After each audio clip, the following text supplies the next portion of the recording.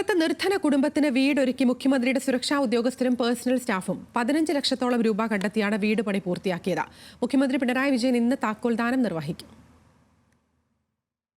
അജിതയ്ക്കും മക്കൾക്കും ഇനി ഭയമില്ലാതെ അടച്ചുറപ്പുള്ള വീട്ടിൽ താമസിക്കാം. ഗൃഹനാഥനില്ലാതെ ചോർന്നൊലിക്കുന്ന വീട്ടിൽ കഴിഞ്ഞിരുന്ന അജിതയുടെയും മക്കളുടെയും വാർത്ത ശ്രദ്ധയിൽപ്പെട്ട മുഖ്യമന്ത്രിയുടെ സുരക്ഷാ ഉദ്യോഗസ്ഥരും പേഴ്സണൽ സ്റ്റാഫും ചേർന്നാണ് കുടുംബത്തിന് വീടൊരുക്കിയത്.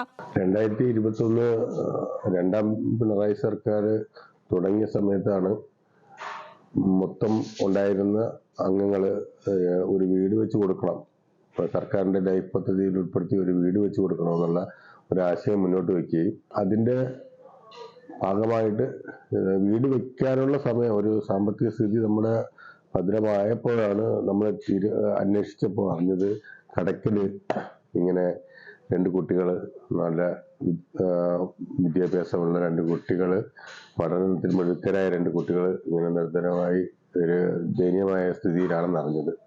തുടർന്ന് ഞങ്ങൾ ഇവിടെ അന്വേഷിച്ചപ്പോൾ സംഗതി സത്യമാണെന്ന് മനസ്സിലായി.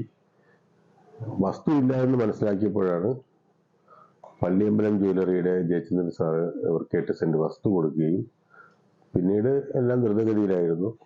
ലൈഫ് മിഷനിൽ വീട് ലഭിക്കാൻ നിയമതടസ്സം നേരിട്ടതോടെ മക്കൾക്ക് ജോലി ലഭിച്ചിട്ട് വീട് വെക്കാമെന്നാണ് കുടുംബം കരുതിയത്.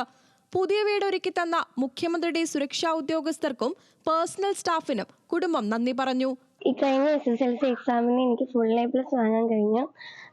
അതുകൊണ്ട് തന്നെ എൻ്റെ ഈ ഞാൻ വളരുന്ന സാഹചര്യമൊക്കെ കണ്ട് എൻ്റെ സ്കൂളിലെ PTയും അധ്യാപകരോട് ചേർന്ന് എനിക്കൊരു വീട് നിർമ്മിക്കണമെന്നും പറഞ്ഞ് മുന്നോട്ടിറങ്ങി.